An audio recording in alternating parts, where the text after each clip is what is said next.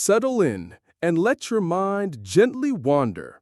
As the modern world recedes, we'll drift back, far, far back, to a time known as the Middle Ages, 1,000 years stretching from the 5th to the 15th century. It was a time often romanticized, yet for the vast majority of people, life was unequivocally difficult. Let's quietly explore why, for many, it truly sucked to live in medieval times. And perhaps, by understanding their challenges, find a deeper appreciation for the quiet comforts of our own present moment. Imagine a world without electricity. No gentle glow from a light switch. Your day began and ended with the sun. After dark, only flickering firelight or dim candles chased away the shadows, leaving much of your home in cool, pervasive gloom. Then consider water. No clean, warm water flowing from a tap. Every drop for drinking, cooking, or the rare wash had to be carried from a local well or river, often shared by animals or by waste. And heating? Forget central warmth. Your entire family huddled around an open hearth, enduring smoke, drafts, and the biting cold that seeped through thin walls. Now, let's turn our thoughts to sustenance. Food in the Middle Ages was often scarce, of poor quality, and remarkably monotonous. For most, the staple was dark bread, perhaps some simple vegetables from a garden. Meat was a rare, treasured luxury, largely reserved for the wealthy or special feast days. And without refrigeration, the risk of food poisoning was omnipresent, often with fatal consequences. Every meal was a gamble. Water sources, communal wells, and streams were frequently contaminated. This led to a widespread preference for ale or beer, weak but boiled, making it safer to drink than water. This in turn meant a life often mildly inebriated, simply to stay hydrated. Next, consider personal well-being. Hygiene was vastly different. Bathing was infrequent, often believed to open pores to disease rather than preventing. Consequently, lice, fleas, and various parasites were common, an unavoidable part of daily life. Dental care? Almost non-existent. A decaying tooth meant agonizing pain, with extraction, often without anesthesia, being the only cure. Sanitation, as we know it, was absent. Chamber pots were simply emptied onto streets, contaminating water sources and creating breeding grounds for disease. Diseases we now easily cure, like the common cold or a simple infection, could be deadly. Doctors had a very limited understanding of the human body, relying on often harmful practices like bloodletting. Surgery, if attempted, was agonizingly painful and rarely successful. Let's step inside a typical medieval home. For the common person, houses were basic, constructed from wood, wattle, and daub. They were poorly insulated, offering little respite from the elements. Open hearths for cooking and warmth filled the single-room dwellings with smoke, leading to respiratory issues. Privacy was an unknown concept. Entire families, sometimes even their animals, slept together in one room, often on straw mattresses. These were not cozy retreats, but functional, often damp, and frequently smoky shelters from a harsh world outside. Daily life was dominated by unrelenting physical labor. From dawn to dusk, peasants, who made up the vast majority of the population, worked the land.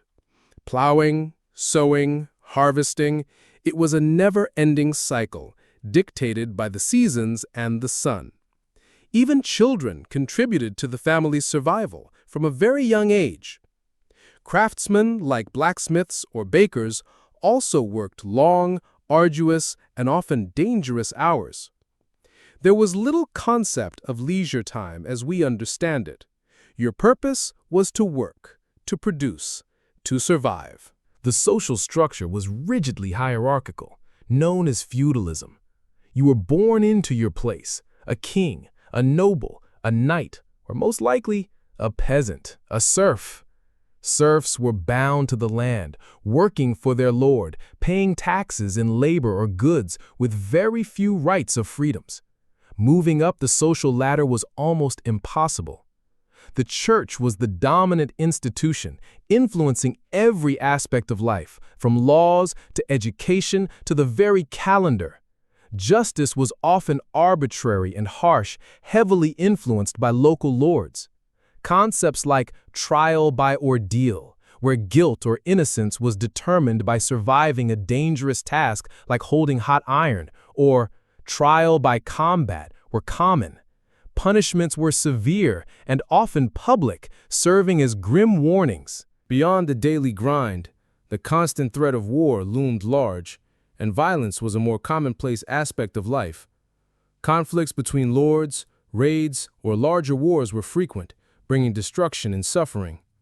Public executions were not uncommon. While there were certainly moments of joy, religious holidays, feasts, music, and community gatherings, these were often fleeting moments of respite and lives overwhelmingly defined by hardship. As we quietly leave behind the echoing halls of the past, let us carry a gentle understanding of the immense resilience of those who lived through these challenging times, and perhaps a quiet appreciation for the silent comforts and simple conveniences that define our own lives today. As the day's demands gently recede, let us journey, not to a place of bustling excitement, but to a quiet contemplation of a distant time and land, feudal Japan. For centuries, from the 12th to the 19th, this island nation, with its serene beauty, held a society of profound order, yet also of quiet, unyielding hardship. We will explore, in a calm and unhurried manner, the realities of daily existence, the strictures and the subtle struggles that defined life for its people. Allow these quiet reflections to guide you towards a tranquil repose. In feudal Japan, the very fabric of society was woven with an iron thread of hierarchy. Your birth, a circumstance entirely beyond your control, irrevocably determined your life's path. At the apex, the revered yet often politically sidelined emperor, and below him the true power, the shogun. Then came the samurai, the warrior class, bound by a strict code. Below them, the vast majority, the humble peasants who toiled the land. Then artisans, crafting beauty and utility. And finally, the merchants, often viewed with suspicion despite their growing wealth. And beneath all, the Eta class, outcasts, burdened by tasks considered impure. There was almost no upward mobility. Your life's journey was largely predetermined, a quiet acceptance of your station. Life itself was a disciplined affair. Cleanliness, a deeply ingrained cultural value, was maintained with remarkable rigor, even in the absence of modern comforts. Imagine the chill of a cold morning, yet the expectation of a thorough wash. Communal bathing, a common practice, was not merely for hygiene, but a social ritual, a shared moment of simple purification. Homes, though elegant in their simplicity, offered little insulation against the elements, requiring a constant awareness of the seasons. Daily routines were precise, dictated by tradition and the needs of the household or the fields. For the samurai, life was a constant dance with honor and duty, governed by the austere code of Bushido. This was not a life of reckless abandon, but of profound self-control, loyalty, and a readiness for sacrifice. Every action, every decision was weighed against the potential for honor, or conversely, for shame. Dishonor, even perceived, could lead to seppuku, ritual suicide, a final act to restore one's name. This was a heavy burden, a constant pressure to live up to an ideal, where personal feelings often took a distant second place to the demands of one's lord and one's code. a life of quiet vigilance, always prepared for the ultimate test. The vast majority, the peasants, lived a life defined by the land. Their days were a relentless cycle of hard labor, from dawn to dusk, tending the rice paddies, which were the very lifeblood of the nation. Their existence was intrinsically tied to the harvest. A significant portion of their yield, often more than half, was paid as heavy taxation, primarily in rice, to their feudal lord.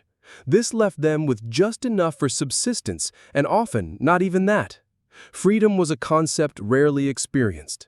They were bound to their land, their lord, and their duties, with little opportunity to venture beyond their village or change their circumstances. A quiet, enduring struggle for basic survival. The food of the common person was simple, functional, and designed for survival.